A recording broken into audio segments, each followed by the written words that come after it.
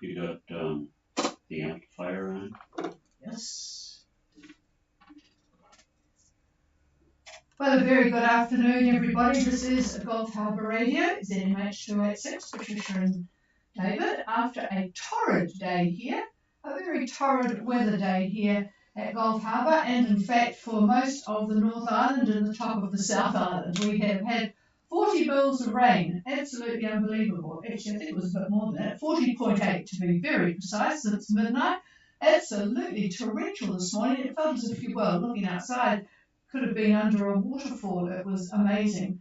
And we now have a barometer finally going up again. It dropped down to about 1,001.5, and well, it's actually going up now, but it's still 1,001.5. So I know that sounds a bit Irish, but anyway, the arrow is pointing up. So who am I to compete with the instrument?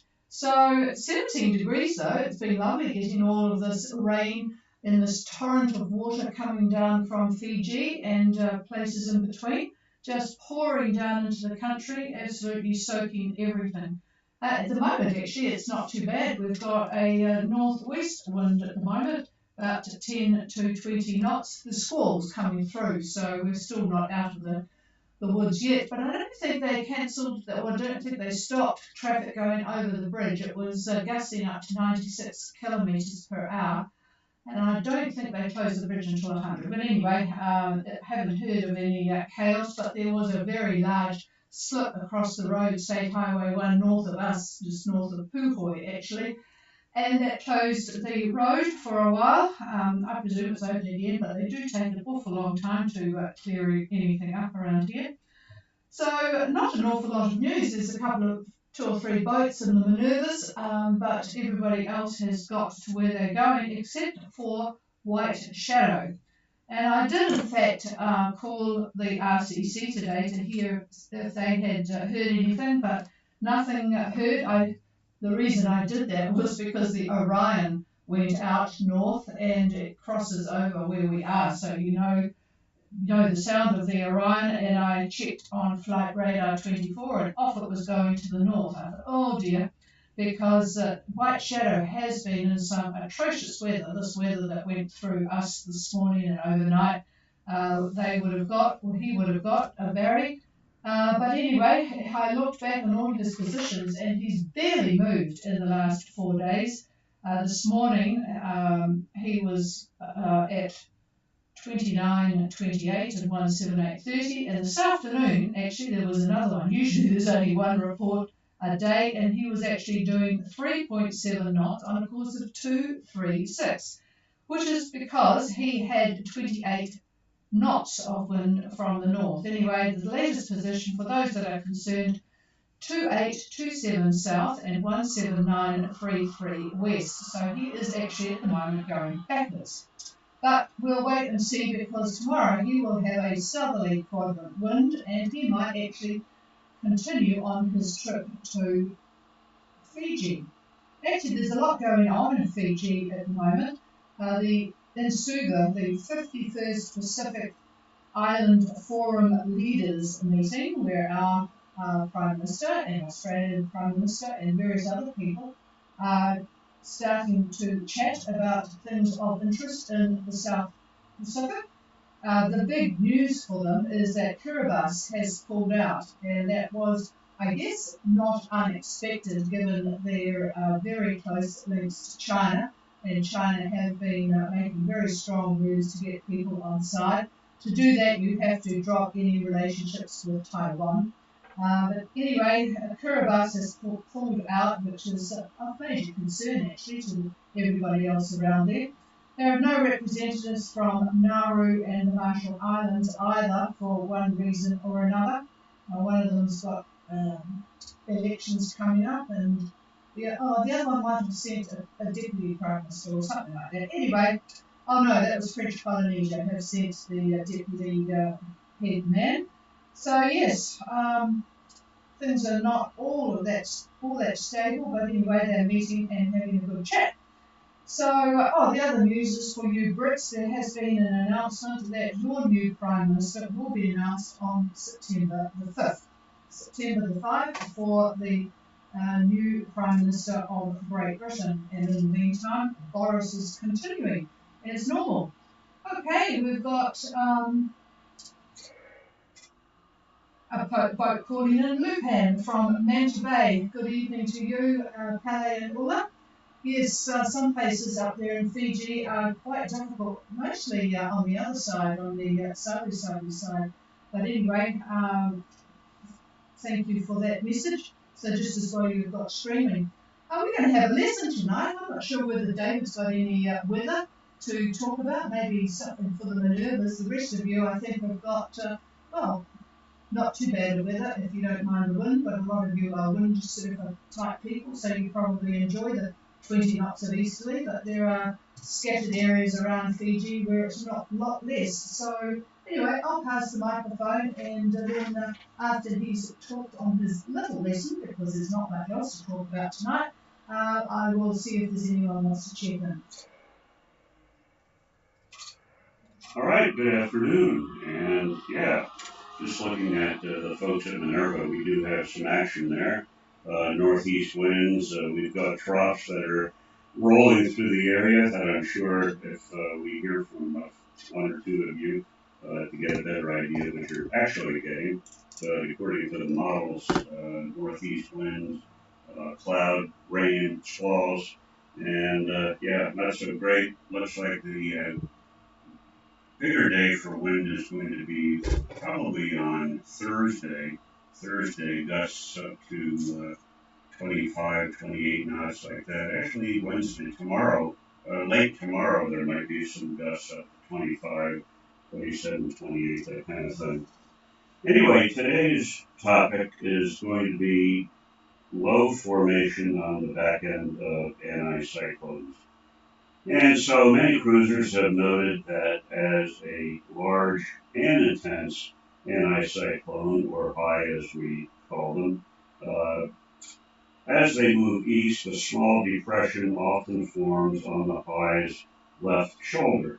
Now, many of you have heard me talk about this this year. I talk about it every year, really, because it's quite common to have happen. Anyhow, much of this depends on the shape of the back end of the high. This phenomenon is more apt to occur if the high has a notable ridge on its left side, so that the airflow makes a relatively abrupt turn for moving westward, then it suddenly turns southward. Now, some key ideas should be noted at this point. First, we have to accept that as an airstream makes a turn counterclockwise in the southern hemisphere, it speeds up, goes faster. This is because of Coriolis, the Coriolis force, which is a function of the Earth's rotation. In other words, wind speeds up going around a ridge and then slows down when going around a trough. This is why when you estimate wind speed using your geostrophic spacing that you see on various charts, you have to adjust downward or upward depending upon whether the flow is around a ridge or if it's around the trough. If the x-bars are straight, obviously no adjustment is needed. So anyway, if we were able to mark air parcels with a dye of some sort, this effect would be clearly noticeable. So once the air parcels make that turn and then resume a relatively straight line, the parcels slow down. And in this mode, they bump into the parcel that's in front of it. Much the same, really, as, say, a line of cars on a motorway. If the first few cars abruptly slow down, the ones behind bunch up very quickly, sometimes not quickly enough, as we get our rear enders. So substitute cars for air, and what happens is also a bunch up, but as the air has nowhere to go, it simply goes up. And when the air goes up far enough, where the temperature lowers to the dew point, then cloud forms, and precipitation may follow right after. Now, this is not quite enough to form a depression, but it's the start of one. So if we shift our thoughts to what follows the departing high, usually it's the next high. in the progression of weather as it's circling around the globe. Now, the departing high has the wind flow going southward. I think you can visualize that. But the new high has wind flow going northward, the other direction. The air parcels of each high are vastly different in density.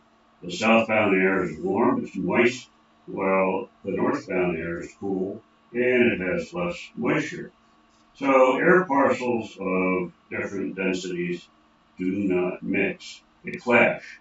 So try to visualize this. Air going south clashes with air going north, and you can picture spin being initiated. The spin is clockwise, and it's the same direction that a depression spins. So now we have rising air creating cloud and rain, and in addition we have cyclonic spin, and so we've just created a depression. So this, in a nutshell, is how we find low formation on the back end of anticyclones. Now, to sustain this little depression that we just formed, we must have a way to vent this rising air and a way to encourage it to continue. Therefore, we need an upper level shortwave that's sandwiched in between the two upper level ridges, which have been maintaining the highs. So if such a short wave is present, and if we're unlucky enough, we have a jet stream overhead as well, then the depression develops. If there is no short wave, it doesn't. And all that happens really is a brief period of cloud and rain, seemingly coming out of nowhere, and often not picked up by synoptic charts. And if we're unlucky enough to be under all this, we get some miserable, seemingly unexplained weather. And as the next high moves in, all this goes away, and it all happens very quick. So we scratch our heads, wonder what happened, because it's not on the charts, not on the synoptic charts, but it sure did happen because we got wet, it was cloud, and it rained. So that's what happens. So that is how we see a low forming on the back end of a fairly large anticyclone. So that is today's lesson. And with a little bit of luck, I'll have another one tomorrow. It will have to do with trade wind surges. And that is, I think, of immense importance to the cruisers up in the islands because this happens fairly frequently. So we'll talk about that one tomorrow, and it'll take about this long. So not very long at all. Not enough time for you to fall asleep. So here's the boss. Well, I don't know about that because I got a bit lost in the upper level ridges and stuff. But anyway, I guess we could re-listen to it on streaming and I can try and slowly work it out. But it is important. The important thing is to note that little polar dip when it happens and just know that something might be coming up that would affect the cruising area, or certainly the passage area. Okay. That's it from us here. If there's anybody with anything to ask or add or whatever, please call now.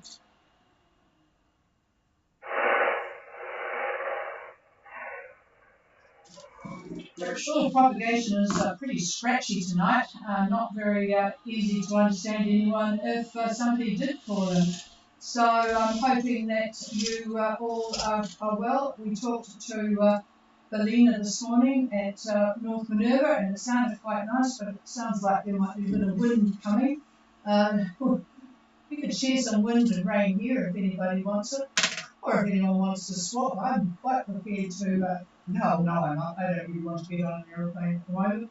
There's too much COVID around. Okay, cheers everybody. We'll do one more call. If there's anybody, please call now. This is Champagne. You coming? We certainly do, Martin, and you're sounding bright and cheerful. You must have had lots of sleep and entertainment. How are you enjoying the lovely warm weather, over? Yeah, it certainly is warm. It's pretty good warm, right? So I had to say, probably not what you want to hear in New Zealand at the moment, but yeah, it is a bit cold.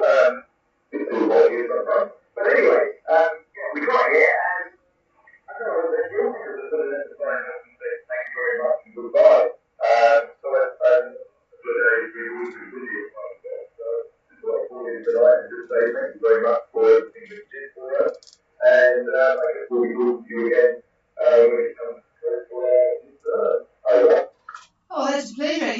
always nice to have a good signal coming in, and it was good to follow on all you guys on Champagne. So yes, our pleasure. And well, don't be scared to call in from time to time and tell us what's happening up there and give us any information that might be of interest to other people. So enjoy. Over. We might check in occasionally, but not on a daily basis. We're going to be just cruising around for the next 3 months. Might check in if we're travelling long distance visits everywhere we are. So we'll keep it. And we'll listening every quarter. Over. Yeah, roger that. And David just asked, did you get rain up there today? Over. No rain at all. Really sweet. Right. We're at the Lapoka, the big flat over the hills here. Used as big, cumulative clouds, big ground. We haven't experienced anything ourselves. Oh, roger that. Yes, he said it would have been real early in the morning, but you would have noticed it on the deck. So, okay, well, thank you for that, and good to hear from you. Signing off. Okay, is there anybody else for us? Yeah, hi Benno, and hope the weather stayed decent for you today. Over.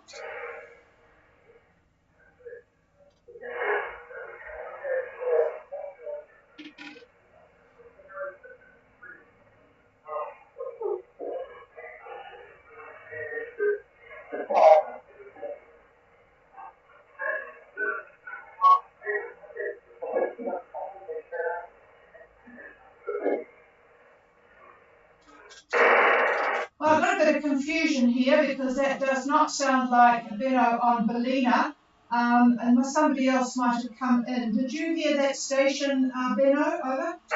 Yeah,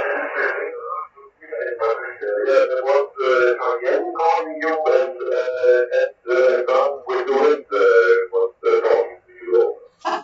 Well, no wonder, I couldn't work it out. Gone with the Wind and Cheyenne. Well, let's try Cheyenne first. Jim, whereabouts are you? Over?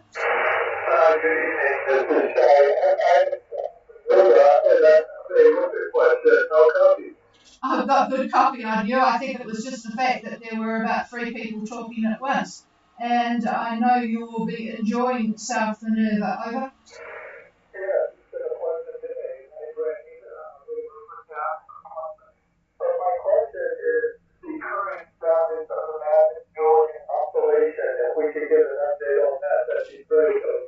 Oh my goodness, David's got a meteorological question, the Madden-Julian oscillation.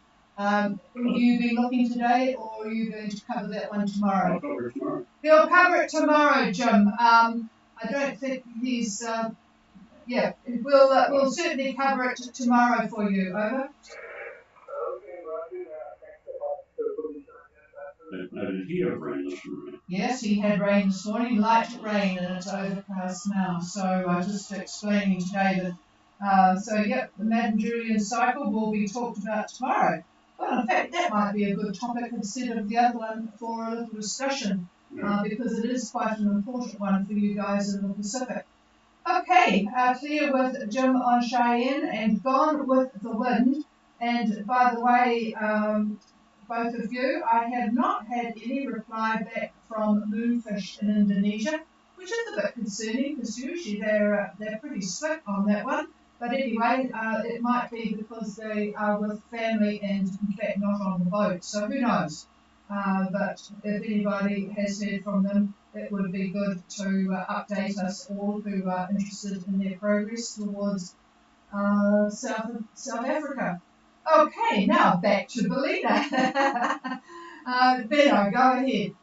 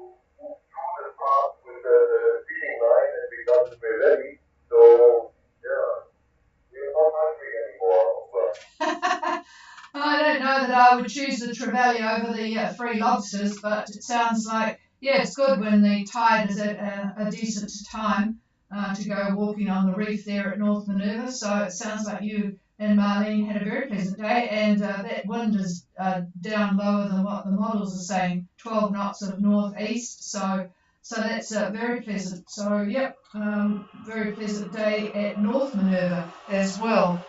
Okay, we'll clear with you, and I see that my antenna up there at Kaio is back on the go here. So is there anybody else?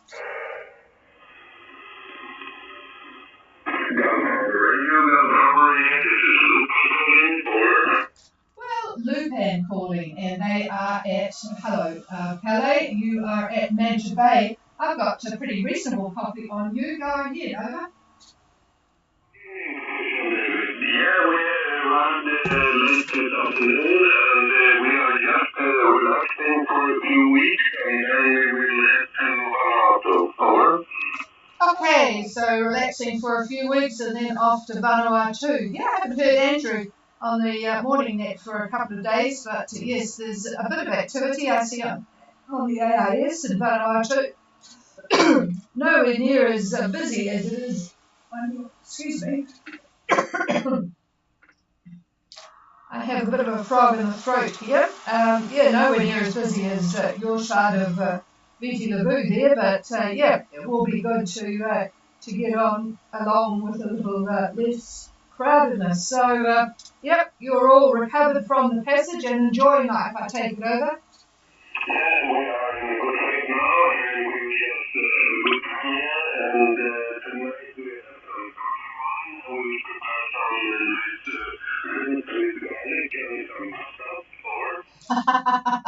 Yeah, David doesn't go on the garlic. But talking about garlic, one of the companies that we get deliveries from, his American garlic has just come into the country. So I'm going to give him a blind test because he thinks New Zealand garlic is bitter. Okay, bitter. And he's actually got very, very good taste buds. So we will do a taste test and just with the New Zealand and with the American, and we'll just see whether he is maybe dreaming. Over. I thought he wanted to have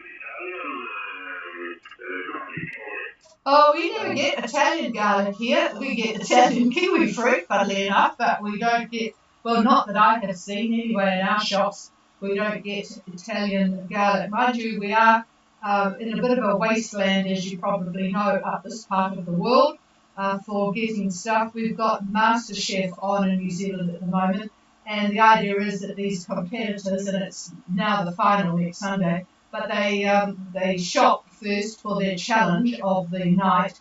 And yesterday, one of them got these just amazingly huge flower mushrooms. Well, I tell you what, our local New World shop does not have the sort of variety and quality that these people are bringing to their table for their challenge. But anyway, we don't do too badly, although I did get a bit obvious. Jealous of the three lobsters from North Minerva. A lobster in Auckland is around the $100 mark. Over.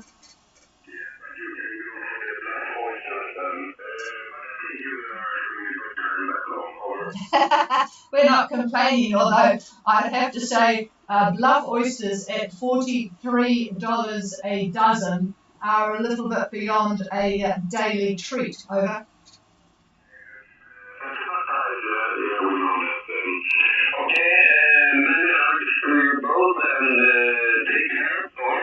Yep, and you too as well. So good to hear your voices. Okay, is there anybody? Oh, hang on, David wants the microphone. Hey, I went quickly to look at the latest chart on the MJO. I'm not sure who it was that asked about that. Jim, that's right. Anyhow, good news on that. We're dealing with an maritime continent, in other words, the area that's north of Australia and then east to, say, the Fiji area. It's weakened considerably over our area, so it's not going to be having any negative influence on our weather for the foreseeable future. So tomorrow, I will discuss it, what it is, what it does, and yeah, it's definitely an interesting subject. And it's a cycle, one of the cycles that we have here in the well, it's a worldwide cycle, but for us here in the Southwest Pacific, it definitely affects the weather to a very large extreme if it becomes quite active. So tomorrow. Okay, is there anything else or anybody else for us? Go ahead now.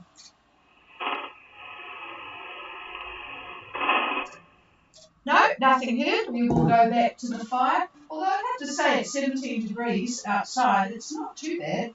It could be an awful lot worse, but it's just with the squalls and whoops, David has just crashed one of my speakers on the floor here, getting a little bit active with the arms. So before he wrecks anything else, we will say good night. The frequency is now yours.